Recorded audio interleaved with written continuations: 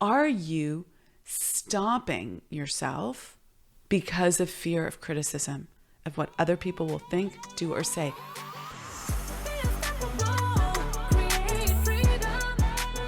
The Thinking Yourself into Exponential Results series on the podcast comes to you every Saturday morning and takes what we discuss in the Morning Mindset Club, compiles it into one easy to access recording, and gives you some killer bonus content at the end that's not to be missed and only available here.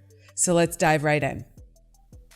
Good morning. I'm Amira Alvarez, and welcome to another great day with the Morning Mindset Club. We are in the list of symptoms of lack of persistence in the chapter on persistence, and we are in number 14 of 16, almost done with this beautiful list.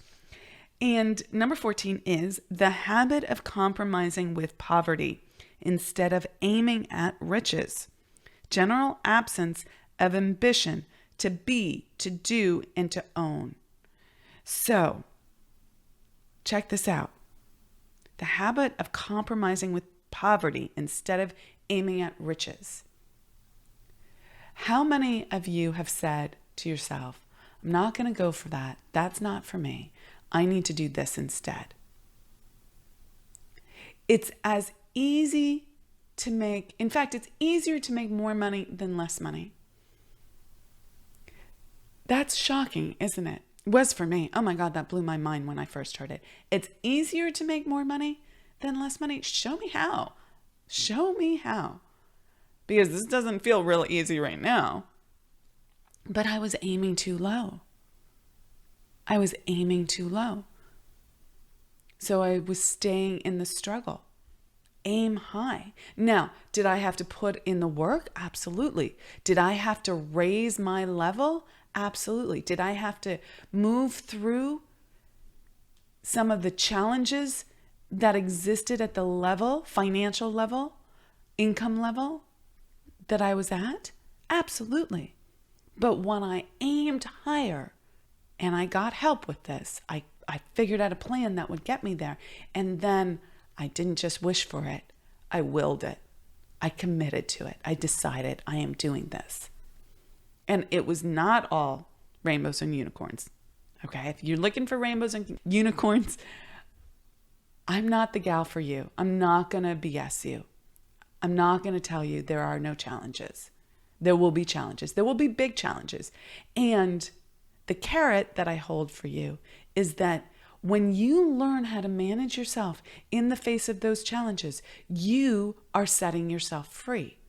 You become someone who is free. Because you'll know that there will always be challenges, but you'll know you'll be able to surf. You'll be able to ride that wave. You'll be able to rise to the occasion. You won't live in fear. So you must have this ambition for more, for a larger amount of money. And it's one of the things that I really stand for. If you've come to one of my summits, or if you're a client of mine, you know I always ask you, what do you really want? And I am paying attention, astute attention, to whether I feel like you're compromising or not. Everybody's number is going to be different. It's not one size fits all. But you know when you are compromising and going small. And you mustn't. It causes you to quit. You must have a goal worth failing for. It must be so exciting for you that you really, really go for it. So with that, ask yourself, what do you want to be? What do you want to do? What do you want to have or own? What are the things in life, the experiences that you are going for? And are you compromising, or are you really ambitious about what you want? Could you stretch yourself just a little and really want what you really want? It's right there. It's in your secret thoughts. It's what you don't tell anyone. It's time to own it. Good morning and welcome to another great day with the Morning Mindset Club. I'm Amira Alvarez and let's dive in. We are in the chapter on persistence in the section entitled Symptoms of Lack of Persistence. Number 15 in our list of 16 is searching for all the shortcuts to riches, trying to get without giving a fair equivalent, usually reflected in the habit of gambling, endeavoring to strive sharp bargains. Okay, so let's talk about this.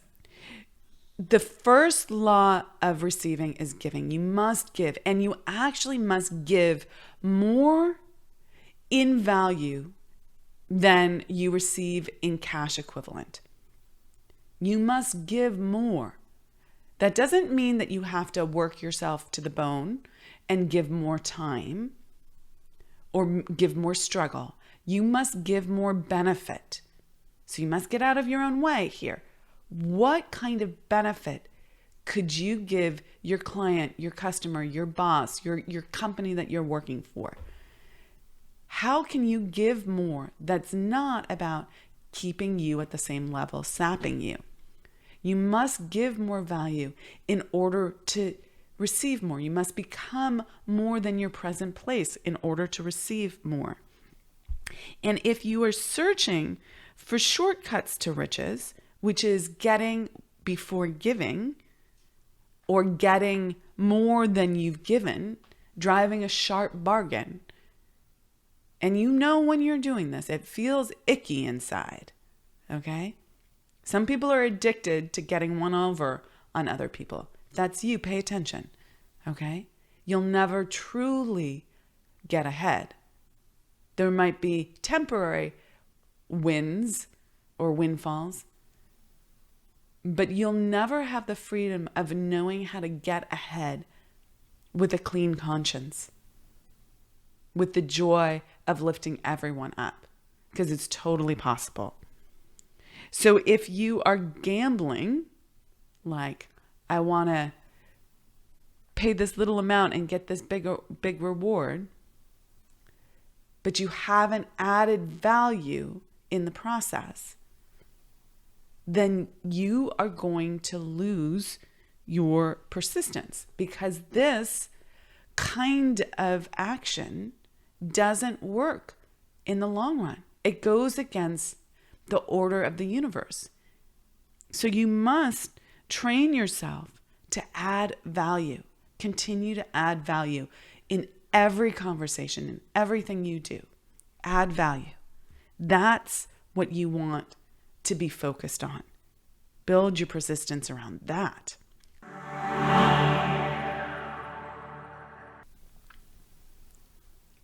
Good morning and welcome to another great day with the Morning Mindset Club.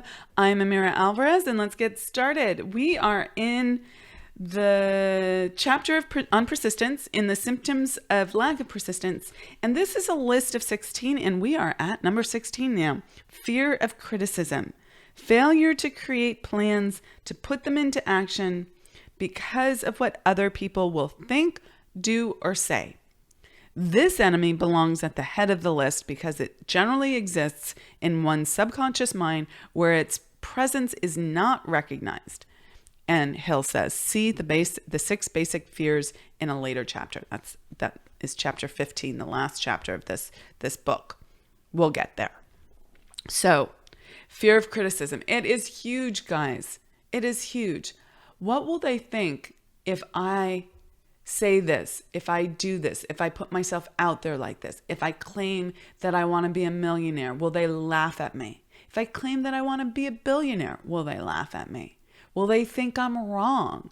Will they think how I'm going about it is wrong? Will they judge me for the decisions I'm making? What will they think? What will they do? What will they say? Will I be thrown out of the tribe? This is such a big driver of people's limitations, their inability to get through the tough things and into real success for themselves. So you've got to ask yourself, who are you afraid of judging you, being critical? And when does it come up for you? Is it subtle? Like maybe you think your partner wouldn't approve of you working late tonight and he'll feel bad or she'll feel bad. So you don't. And then you don't get the thing done and you're behind and all of this stuff. You're afraid of criticism. You're afraid of judgment.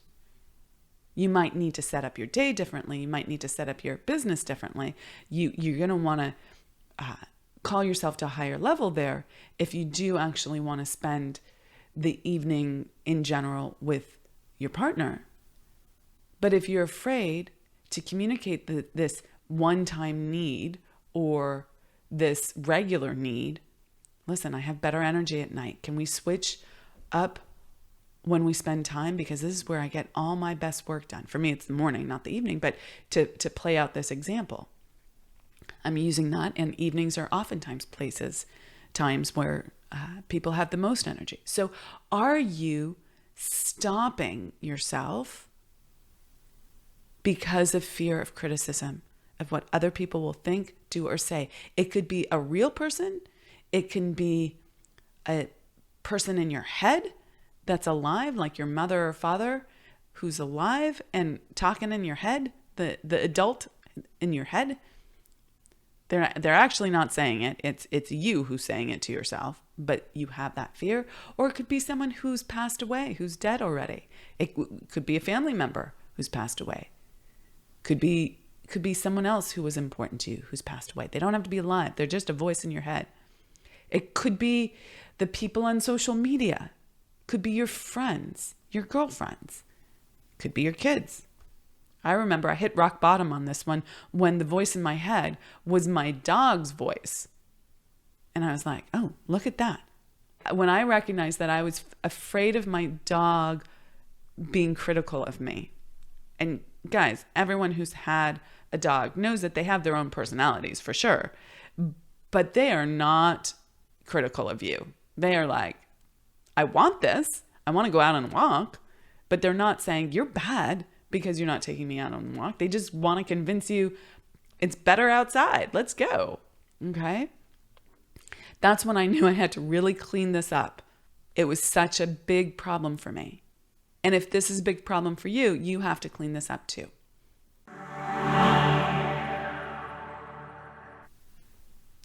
Good morning. I'm Amira Alvarez, and welcome to another great day with the Morning Mindset Club. We are going to look into the fear of criticism a little bit more. Hill goes into quite a bit here, and I'm going to pull out some of the highlights for you. He talks about how the majority of people permit relatives, friends, and the public at large to so influence them that they cannot live their own lives because of fear of criticism. Huge numbers of people make mistakes in marriage, stand by the bargain, and go through life miserable and unhappy because they fear criticism, which may follow if they correct the mistake. Anyone who has submitted to this form of fear knows the irreparable damage it does by destroying ambition, self-reliance, and the desire to achieve. Now, this is not the case for everyone. So do not go into a defensive mode where you defend marriage at all costs, because this is not your experience. Many marriages, in fact, one would say all marriages have challenges, and you want to stay committed and you want to stay loyal and you want to stay in the marriage committed to, the vows that you took, and you want to really problem solve anything and be forward-thinking, growth-minded in your ability to build a great relationship. Not one that's perfect in so much as it never has challenges, but one that really is for everyone's more life directive. Everyone in the marriage is growing. Now, what if that is just not the case? What if you are married to someone who might be a good person in many ways, but that doesn't have that growth mindset, is holding you back is saying you can't grow because that's going to cause me discomfort. That is going to destroy your ambition, your self-reliance, and your desire to achieve. And you have to get really honest about that. Are you willing to sacrifice your life to the fear that, one, you might hurt someone else by making a choice for you, or that it might be to their lesser life? Now, I have a perspective that if you are going forward towards your more life, yes, it might challenge someone else in the immediate moment and in the short term. But if they get their head straight about the choice and use it, they have choice. If they use it as a way for them to improve their lives and grow forward, it's for more life for all. But if they stay in victim, if they've been in victim and they stay in victim, they're a victim of life, and they will continue to do that. And are you going to let them drag you down? Again, this is not advocating not to put in love, attention, work, effort, commitment, loyalty to relationships. It's important. They don't thrive if you don't. And yet, if you know the truth, if you're one of the people out there who's listening, who's saying, I'm being held back right now, you must recognize that this is a fear of criticism. And you need to figure out a healthy, functional, go forward plan for yourself. So I encourage you to take a look at that.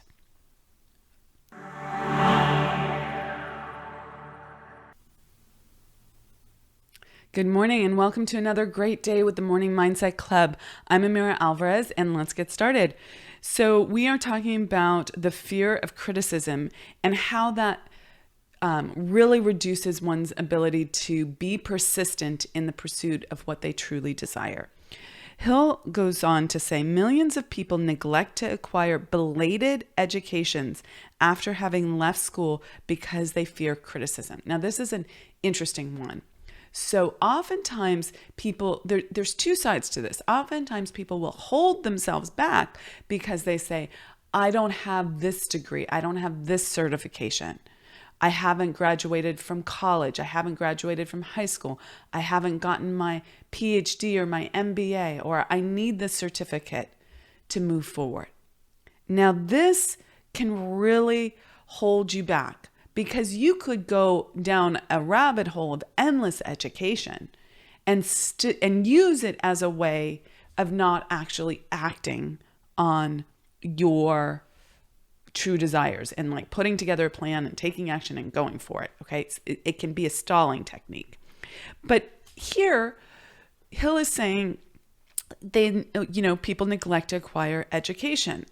And so what kinds of education might be useful in your ability to succeed? Well, very specific education, specific knowledge.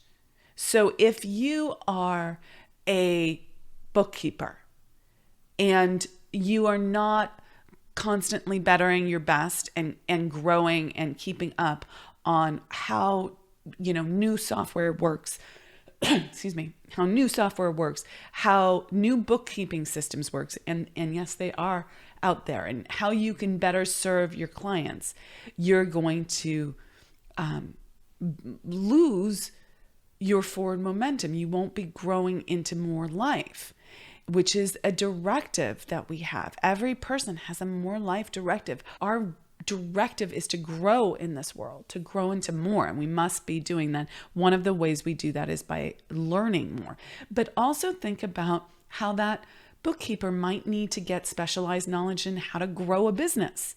Okay, they might need to know, okay, I know my thing really well, but I'm not really a master yet at growing my business. I need to get business education, which can look like business coaching or mentorship or self-study course on that. And then there is the work that we're doing here. And hopefully, if you're still listening to this program, I know that you are committed to your education. But sometimes you might go off track, right? This is education in how to manage your mind, your spirit, your heart, your beingness in this world. This is education on the laws of success, the universal laws that propel you forward or keep you stuck. We're talking about how to be someone who actually succeeds. And it's not how most of us were raised to think. It's not part of our belief system, and we have to learn differently. So are you committed to this level of learning, and how could you better your best, right? And what are the fears of criticism around that? So are you afraid if you invest in your education that your partner will be dismissive that you're spending money on yourself? Are you afraid that if you invest in your education that your partner will be upset at the time you spend with it? Or that people will mock you for going for it, for being so committed? What is the potential criticism underneath your stalling out on you learning specialized knowledge to get you further along in life? Think about that today.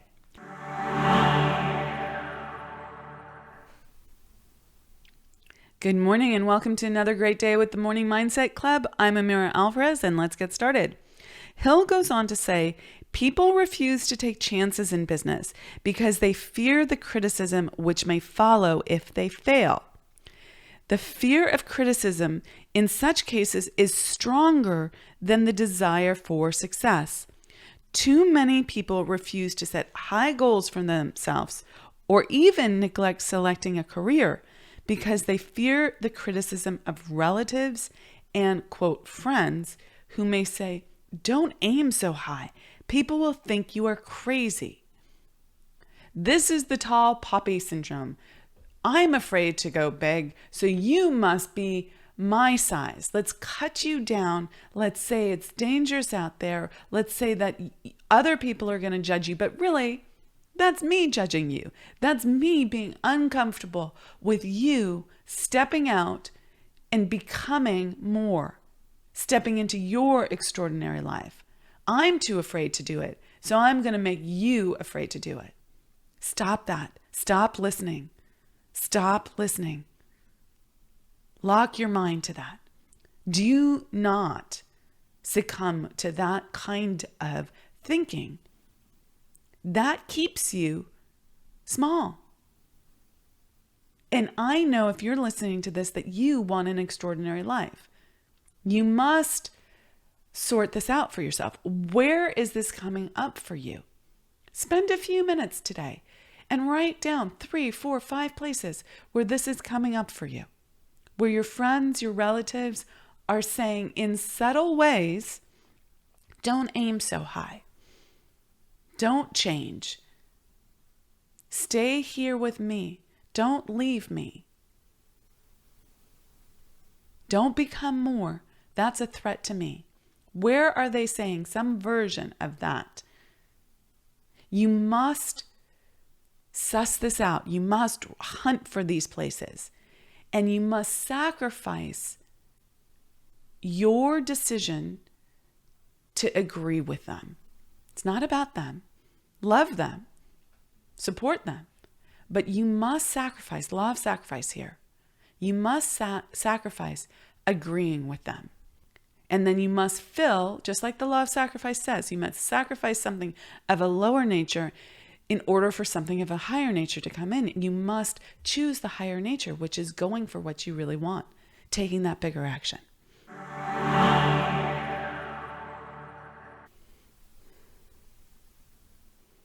Good morning and welcome to another great day with the Morning Mindset Club. I'm Amira Alvarez and let's dive right in. Hill goes on to say in this chapter on persistence, later in life, after having analyzed thousands of people, I discovered that most ideas are stillborn and need the breath of life injected into them through definite plans of immediate action. The time to nurse an idea is at the time of its birth. Every minute it lives gives it a better chance of surviving. The fear of criticism is at the bottom of the destruction of most ideas which never reach the planning and action stage. So let's break this down. You have this great idea. You're excited about it. And then what happens? You wonder what other people will think. Is this crazy? Am I aiming too high? Will this take too much time? What will so-and-so say? Am I going to be embarrassed by going for it and having temporary defeats? And then you distract yourself. That fear takes the place of the excitement, the definite plans of definite action that are required when you first have an idea. You must breathe. It needs the breath of life injected into them. You must breathe life into your ideas. And you do that how? You do that through definite plans of immediate action. So I'm often telling my clients, there's 3 types of action: massive action, immediate action, and consistent, continuous action. The acronym for that is MIC, M-I-C. It's like amplifying. It's bringing a mic to all your goals and dreams and your success. It amplifies your ability to succeed. And massive, immediate, consistent action is required. Now, here we're looking at immediate action. You have an idea. Don't wait till tomorrow to map out that plan. It's all coming down to right now. Put it on the back of the napkin. How many times have you heard the story of 2 people at a restaurant and someone wrote on the back of a napkin an idea? They wrote it down. There was immediate action. They breathed life into it. You must do that. You must write down the plan and then start taking action on it immediately, which is a decision. You say, I'm going to do something, and you go do it. That is how you move past the fear of criticism. You have to act before it can come in. Immediately, within seconds, within minutes. Do not delay. So what are you going to act on today? If you have a plan already, go take some immediate action on it right now. If you're nursing a new idea, go write down that plan and what the first actions are, and then go take one of those actions. This is essential.